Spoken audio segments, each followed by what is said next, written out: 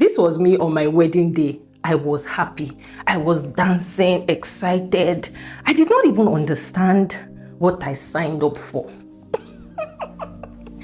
And if you told me a year ago that, oh, by this time next year, you would already be married, I'll be like, nah, that's not my focus. So by this time next year, you will be married and 3 months pregnant with twins, a boy and a girl. But before you say amen, I want to help you to understand the dynamics of what you are signing up for. I'm not here to scare you. Marriage is beautiful. Marriage is interesting, it's sweet when the companionship is there. Someone told me, Madam Tolu, I am craving marriage. I said, You can never crave marriage because you've not tasted it before. Okay, if you are craving marriage, what do you know that happens inside marriage? If I'm craving jollof rice, it's because I have an idea of what it tastes like. The title of today's message is Marriage is Companionship, but Responsibility. So you're not craving marriage, you desire companionship, which is valid. Do not get married at the expense of the companionship. That C in companionship stands for cohabitation. Can you see it? We're gonna be living together. You will wake up to one man for the rest of your life, so it better be worth it.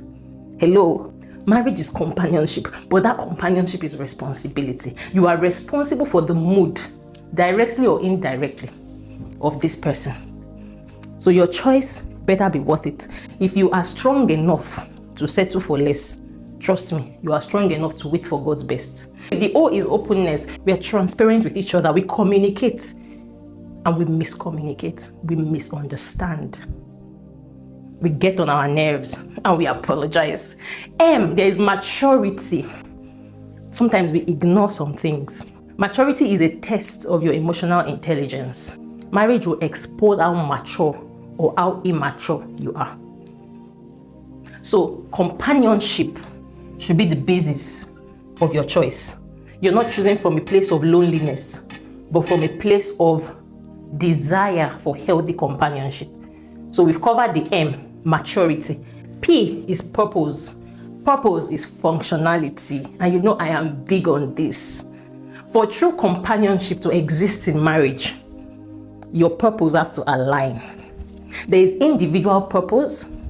That's your own as a woman. Marriage is not your purpose. Marriage is not your identity. I usually say marriage is companionship for purpose. Because what are we going to be talking about if we are not both functioning in one capacity or the other? Last year, I had a burning desire. Not even last year. It was 2 years ago. If you have gotten my single ladies devotional, let me show it to you. You will know what I'm talking about. Look at that. Last year, I told my husband I have a burning desire to publish a devotional because I have spoken to hundreds of ladies. And one common question is, I want to develop my relationship with God. I want to see myself the way God sees me. What can I do? Now, in all honesty, this has nothing to do with my partner, the man I'm married to. But when I shared this seasonal purpose with him, that this is an assignment I want to tick off my box, it didn't discourage me. Because prior to getting married, the sense of purpose was there. You see why I always tell single ladies to be very intentional about purpose and living their lives and shining in their light is because it influences your choice. I'm not saying you cannot discover purpose in marriage, but the discovery before marriage influences your choice of a partner. So it wasn't sounding like Chinese to him, or was that? You know, some people will not discourage your vision, but they can never be a fertile ground for the vision to materialize. So with the absence of purpose, there's no companionship. I want you to understand the dynamics of a happy marriage. I always say happy marriages are very boring on the surface. Yes. And I always say if you are married to a challenge, you can't face challenges. Even in your place of work, you will always be. Write in the comment section, I will marry a true companion, not a challenge. The A, look at that, in companionship is adaptability. Even if you marry the nicest man, or the man marries the nicest woman, you would still need to adapt. You will need to adjust. I said if you don't like onions, God can give you a man that does not like onions. Like, God is in the details, right? But there will usually be adaptability, something that will help to bring out the best in you, not the worst in you. No, he cheats, he is an abusive person, and you open your eyes and marry him and you say you want to adapt. When you marry the wrong person, you have to become somebody else to keep the marriage. That's why I am very, very, very particular on the factors that influences our choices. You don't marry who you want, you marry who you are. So everything starts with you, okay? So you have to adapt. This adaptability that will bring out the fruit of the spirit in you. The N in companionship stands for nurture. Look at that. This is the, nobody talks about this nurturing. This is the day-to-day activity, the cooking, the mental exhaustion that comes with, the routines, the responsibilities, the laundry, the grocery shopping. I know it sounds like it's not a big deal if you're single. Won't you still do it? You will do it, but it's unpaid labor, and people often underestimate the importance of this nurturing, especially the woman's part, because we cannot monetize or quantify it financially. But if a woman dies, a man will now see what it takes to keep up or to manage a home. I remember one time I was very sick. When I recovered, my husband told me, oh my God, I was so lonely. I was like, but I'm always at home now. Do you understand? You don't know that your energy, as a woman, your energy is nurturing. That's why I find it so sad when I see women trying to do too much, single ladies trying to overperform to gain a man. Just existing as a woman, I'm not saying you should be irresponsible, just existing and being useful, is a lot of nurturing energy. Let's not go too deep because we have other points to cover. The I in companionship is intimacy. Oh, this is the part I love.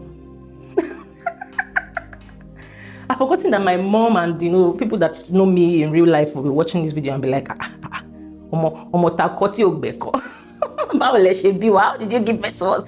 Intimacy. I feel like this is the difference between every other relationship. You can have all this in every other relationship: cohabitation, you're living with your roommate, maturity, purpose, openness, adaptability. But intimacy, we have sex every day in marriage. Every single day. Some people are going to crop this part now.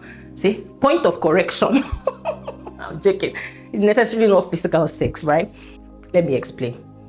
Sex is beyond the physical exercise. It's connection. It is understanding. It is built on friendship. So I want you to know, as a lady, before you get married, if the friendship, the companionship is not there, you would hardly enjoy the intimacy. Because intimacy does not begin on the skin. It begins in the heart. It doesn't begin with a kiss. It begins with connection, familiarity. So be with a man that you find as a true companion, and he also finds you as a true companion. I was so happy on my wedding day. Like, not because of the wedding, but because I knew that I was with a true companion, and it must be mutual. Like, I'm with my guy, he's with his person. Do you understand? And that is how intimacy can feel like there is true companionship. Girl, it's beginning to get too deep. Order. The O in companionship stands for order.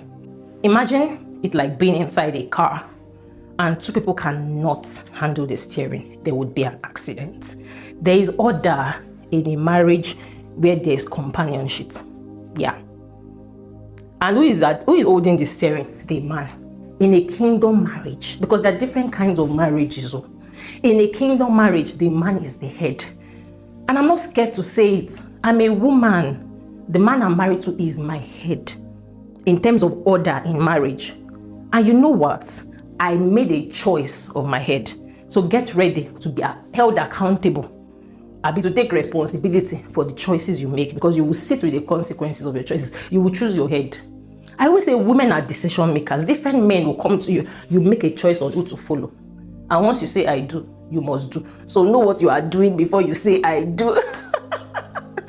I promise you guys, I'm not trying to scare you. Marriage is beautiful when you work on yourself, when you get it right, because marrying the right person starts from you being right and building the marriage on the right foundation: friendship, purpose, value alignment. The problem is that we just want to, let me just marry, just give me anybody, time is running out. Don't do that. May you meet a true companion. N, look at that. The N in companionship is what? Negotiation. Negotiation. Look at that. We negotiate. Yes, you are holding the steering, but these choices you're about to make, this business you want to do, it doesn't make sense. I love this negotiation part because this is the everyday in marriage. Funny enough, I like the N. Look at it. Negotiation and nurturing. Then where is intimacy? I. And okay, we'll get there. The second I. Like those are the everyday marriage. If you just want to think of, okay, what's marriage? Think nurturing, think intimacy, like think negotiation. Alpha, now you need to come back quick so that I can go for my shift. So you guys be with somebody that you guys communicate, not the one that you are dating, Lion of the tribe of Judah. You can't talk to him. We talk a lot in marriage, so talk well while you're dating so that you will not quarrel inside marriage. And you will quarrel. Do you get my point? But so the S, what's the S? Sacrifice. Sacrifice. Yes, marriage is sacrifice. But what is sacrifice? Because a lot of ladies get it wrong. Sacrifice our life, identity, purpose, vision. Sacrifice is prioritizing what is important at the moment. You can have it all, but maybe not at the same time. That's sacrifice. So the H in companionship stands for humility. Look at that. Humility. Humility is like the opposite of pride. We can't always claim being right. If you want to preserve companionship in marriage, you have to be humble enough to understand that your partner's complaints, your partner's view of life, perspective are also valid, because no matter how aligned we are, we still have our differences. And sometimes during conflicts, during misunderstanding, that's when you have to think most of humility, because this is what determines the outcome of every situation. And I always say marriage is a bunch of situations. Pipe burst today. Oh, in the children's school they said this. Next, like problem by problem. I, intentionality. See, this is the second I was talking about, that when you think of marriage, just think of this NI. Intentionality is knowing that you will not always be in the mood to be married. Sometimes you just want to run away. And it's not something crazy. Even if you marry the right person, the perfect person, it's normal. It can get overwhelming sometimes, especially the responsibilities that comes with marriage. Okay? But being intentional is knowing that your vows would not keep themselves. It is you that will keep those vows. The P in companionship is parenting. Parenting, the responsibility that you can never detach from. Once you start it, there is no finish line until you die. So don't just think it's just to have a baby, because we see children as babies. That's why we don't know the gravity of parenting. So someone that you don't have true companionship with, you can't do parenting with. I didn't say motherhood, though. Parenting, fatherhood and motherhood is parenting, not just motherhood. Or just go have a child, just go give birth to somebody. It's not like you just go and buy bread in the supermarket and you don't like the bread, you return it. It is a permanent responsibility. And people often, we gaslight ourselves as women. Oh, is the parenting or motherhood is a blessing. It is a blessing if you are a blessing first. Just in case you don't know, one of the biggest things that you can give your parents is giving them no reason to worry about you. Forget the money, the gifts. So think of the values, the principles, the morals that they put in you. Do you have it enough to put into someone else? Are you working on yourself right now? Are you preparing yourself for parenting? Let me conclude today's message by saying, if you remove companionship as your motivation for getting married, and maybe you replace it with loneliness, all these things you're saying will change. Because when you choose from a place of loneliness, you're not choosing a true companion. Do you know why? Because companionship must be chosen from a place of wholeness. Because you're already complete. You're not looking for completion. You're looking for companionship. Write it in the comment section. I would attract the right man. I will marry into true companionship. I will not marry a challenge so that I can face challenges, so that I can solve problems in this world. It's very important though, because you know what we always say? That we are called for more. I want this thing to get into your mind so much till it like becomes an identity. You are called for more as a woman. You're not just called to marry. So if you must get married, you must get it right so that marriage does not dim your light. You are the light of the world, a city on a hill. If you are the light, the man that is coming into your life is either coming with fuel. He must be a true companion. Write it in the comment section. I will marry into true companionship. Thank you so much for watching today's Sunday message. I look forward to Sundays. I'll see you in my next one, Sunday at 1 p.m. God bless you.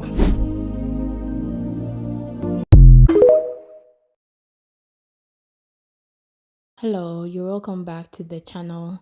I am back with another video. So this video is addressed towards women who are looking to get married. Women who want to get married someday, perhaps already in a relationship or even single. This video is for you. So I came across this video as I was working on the 3-part series. I guess the algorithm picked up on the kind of content I was looking for at that time and then decided to show me this. So as I was watching the video, I realized that I could share it here on the channel because there are like lots of nuggets of wisdom in the video. And the first time I watched the video, it was really a lot to take in a good way. So after the video finished playing, it just hit me that I could share it on my channel, and I was like, let me just make a video about this and share this to my people or my viewers. So here I am with the video. This is also coming from another married woman who has been in marriage for a while and decided to make videos like this and post them on her channel talking about marriage. Most of her videos on her channel, they are mostly marriage related. So if you like content like that, you can find her on Instagram and on TikTok. I don't know about YouTube, but I know you can find her on Instagram and on TikTok as Madam Tolu. So if you're about to get married soon or you're looking to get married someday, this video will be very beneficial. It will be very helpful to prepare you as to what it is that you're actually going to be doing or facing in a marriage.